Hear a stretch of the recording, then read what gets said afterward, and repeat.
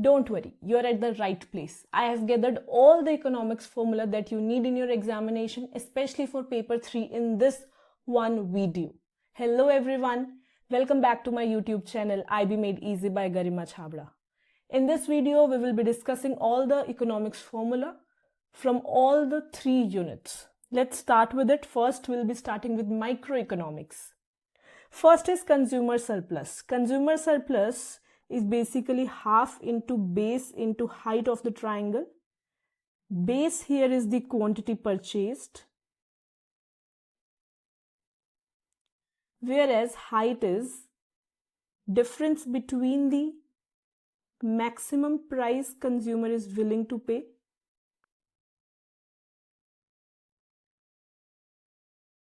minus market price. Then we have producer surplus. It's half into base into height. Base is quantity sold. Height is market price minus minimum price at which the producer was ready to sell, minimum selling price. Then we have community surplus. Community surplus is basically the summation of producer surplus and consumer surplus. So consumer surplus plus producer surplus. Then we have market share.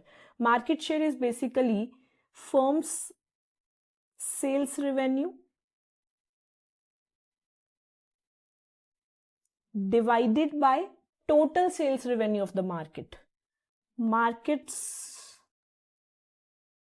sales revenue multiplied by 100. Then we have price elasticity of demand. Price elasticity of demand is basically the percentage change in quantity demanded because of percentage change in price. So percentage change in quantity demanded divided by percentage change in price.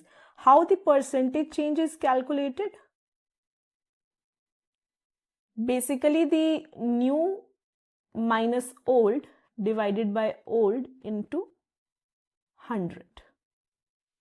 Then we have income elasticity of demand. Income elasticity of demand is percentage change in quantity demanded divided by percentage change in your income. Then price elasticity of supply, it's percentage change in quantity supplied divided by percentage change in. Then we have welfare loss or deadweight loss. It is basically loss in consumer surplus and producer surplus. We can calculate this with the help of a formula as well. It is half into change in quantity into price gap. Change in quantity is basically difference of efficient quantity and actual quantity. QE here is efficient quantity and QA is actual quantity. Let's move forward. Now we have average return. Average return is basically total return divided by quantity. In any case, average is total divided by quantity. And it is equal to price. How? Total revenue divided by quantity. Total is price into quantity. And hence it is equal to price. Then we have total cost. Total cost is summation of total fixed cost plus total variable cost, or it is basically the multiplication of average cost into the quantity. Average cost is total cost divided by quantity, or average fixed cost plus average variable cost.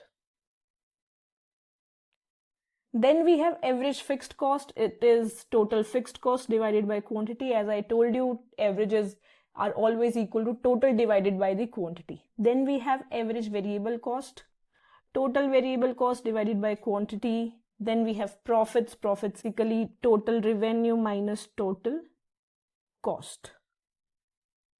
Then we have marginal revenue. Marginal is basically the change. So every time you see marginal, it is change in total divided by change in quantity. So here marginal revenue is equal to change in total revenue divided by change in quantity.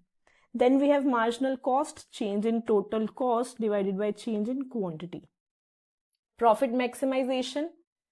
Then we have profit maximization. Profit maximization is a situation where MR is equal to MC and MC cuts MR from the lowest. Abnormal profit is when average revenues are greater than average cost. Normal profits are when average revenue is equal to average cost.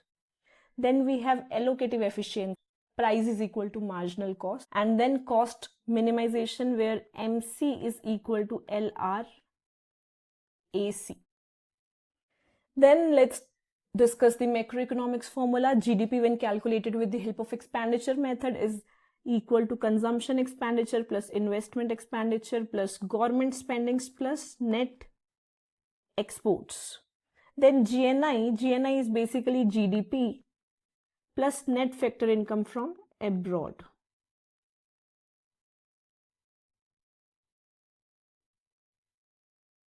Now, what is net factor income from abroad? It is the difference between factor income from abroad minus factor income to abroad.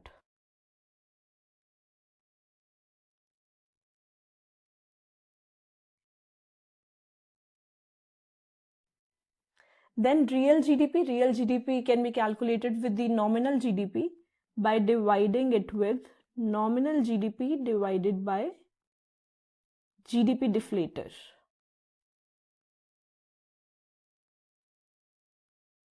Then GDP per capita, so basically GDP divided by total population. Then we have GNI per capita, it is same, GNI divided by total population. Then we have green GDP, it is nominal GDP minus the production cost. The green GDP takes into account the environmental degradation as well. Then we have aggregate demand. Aggregate demand has same formula as that of GDP, but remember these both are not the same. Then we have price index. Price index can be calculated by price of current basket. Current basket means current year basket divided by the price of base year basket into 100. Then we have inflation rate when CPI is given. So CPI of new year minus CPI of previous year divided by CPI of year 1. So basically CPI of year 2 minus CPI of year 1 divided by CPI of year 1 into 100. Then we have unemployment rate, number of unemployed people divided by labor force into 100. Then we have real wage increase or interest, real interest. How do we calculate it? Nominal wage or interest minus inflation rate. Then we have to calculate the weighted price index. So for this we first of all calculate weighted price. This is step 1 by multiplying the price index with the weights. Then total of weighted price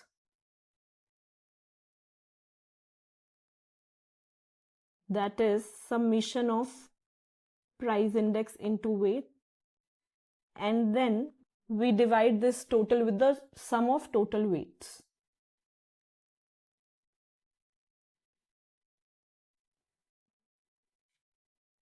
Then we have Gini coefficient. It's basically, if you see in this diagram, it's A upon A plus B. This area upon total under this curve. If it is 0, it's basically perfectly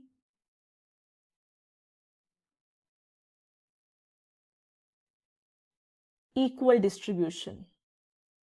If it is 1, then it is perfectly unequal distribution. Gini coefficient is higher, there is higher inequality. Then we have marginal tax rate. As I told you, marginal is basically the change. So change in the tax divided by change in the income. How much tax you have paid, how much more tax you have paid with the increase in the income. Then average tax rate, total tax you have paid out of your total income.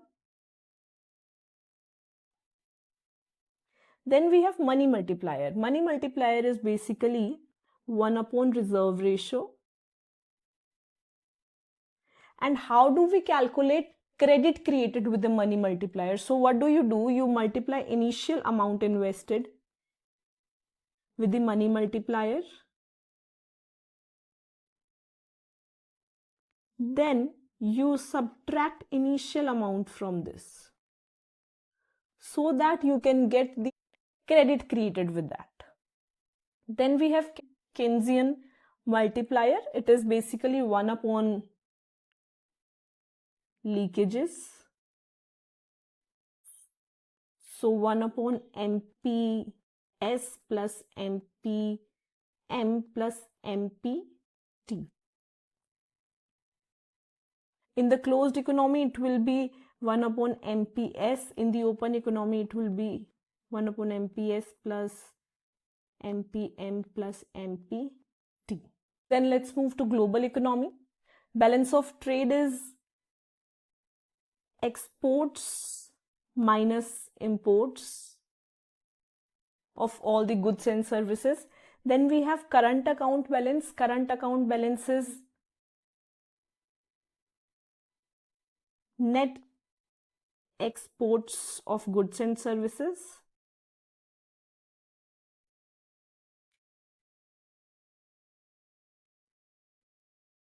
plus income plus net current transfer. Then we have capital account balance or net capital transfer. It is basically capital transfer from abroad minus capital transfer to abroad. We have current account. Current account is the summation of capital account plus financial account plus in case there are any errors or omissions.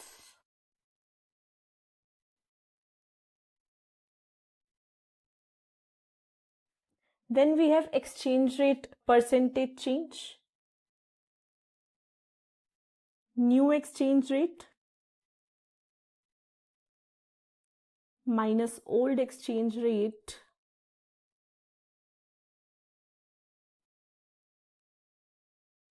divided by old exchange rate into 100. Then we have terms of trade. It's basically the price index of exports divided by price index of imports. Last one is population growth rate. New population minus old population divided by old population into 100. This was all for this video. Thank you so much for watching this. Let me know your doubts and the topics that you want me to discuss in the comment section. Like, share and subscribe to watch more such videos.